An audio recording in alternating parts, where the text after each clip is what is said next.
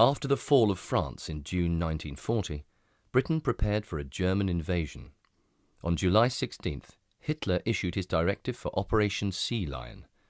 Since England, in spite of her militarily hopeless position, shows no sign of coming to terms, I have decided to prepare a landing operation, and if necessary, to carry it out.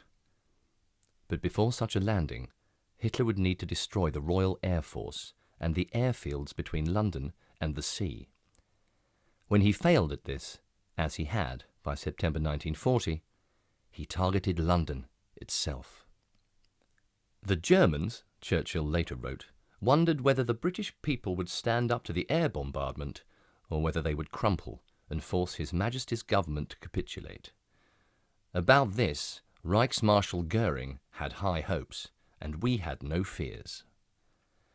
Since 1935, the Associated Press had occupied a handsome 5-story brick and stone structure at 20 Tudor Street. The facade had been sandbagged since the outbreak of the war. In June 1940, Chief Milo Thompson issued emergency instructions to his staff in case of invasion.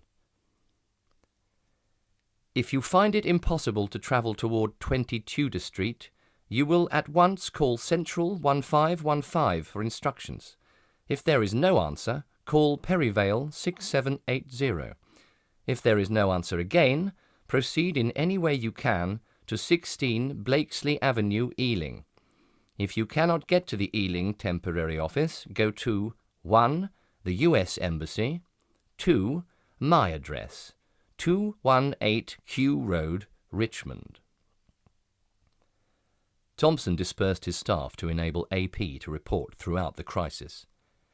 Drew Middleton would head to Army headquarters, Godfrey Anderson to RAF headquarters, and Robert Burnell and Tom Yarborough to designated stations to cover the government. Edwin Stout, Dwight Pitkin, and Thompson would remain in London or at Ealing.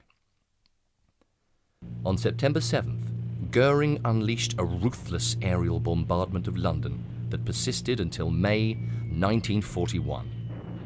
Burnell, an Ohio native who would serve as Chief of Bureau from 1941 to 1946, recalled that the siege began at 8:32 p.m.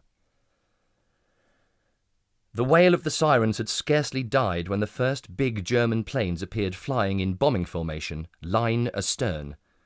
The white puff of anti-aircraft bursts mushroomed in front of them and behind them, under them and over them, but the defences were weak and unavailing. The Germans hammered the docks, blasted the city and East End, fired the Thames district without wavering until 4:50 a.m. You could read a newspaper in front of the office by the light of the flames.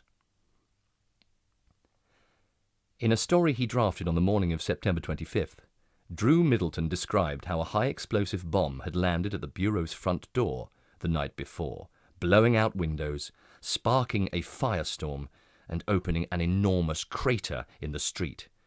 A message received in New York at 1:51 a.m. local time said, "Operating under extreme difficulty." After a hit on December the 27th, the Bureau was destroyed on the evening of December the 29th.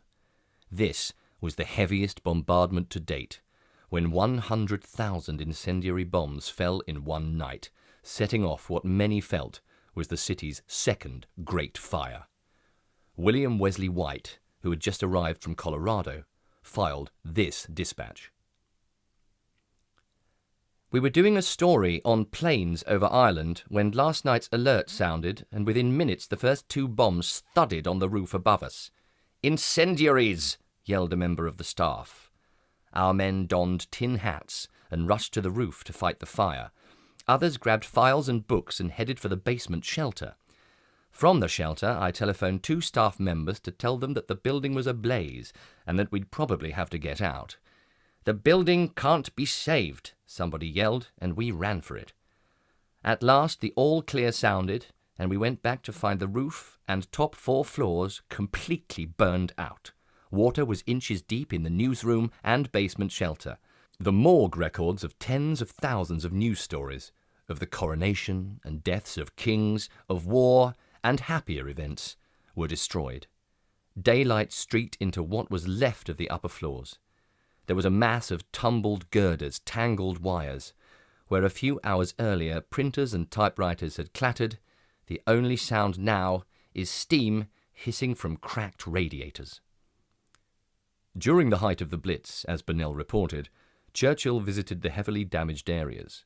One night, in a slum district of East London, he encountered a lean-to made of salvaged flooring.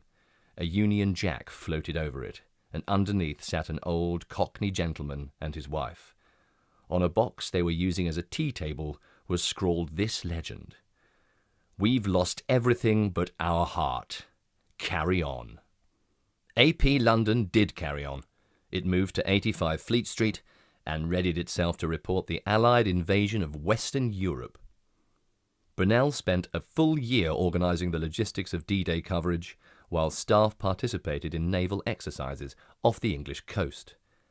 On May the 7th, 1945, it was London's Lou Hawkins who took Paris Bureau Chief Ed Kennedy's phone call announcing the unconditional surrender of the German armies to the Allies at Reims.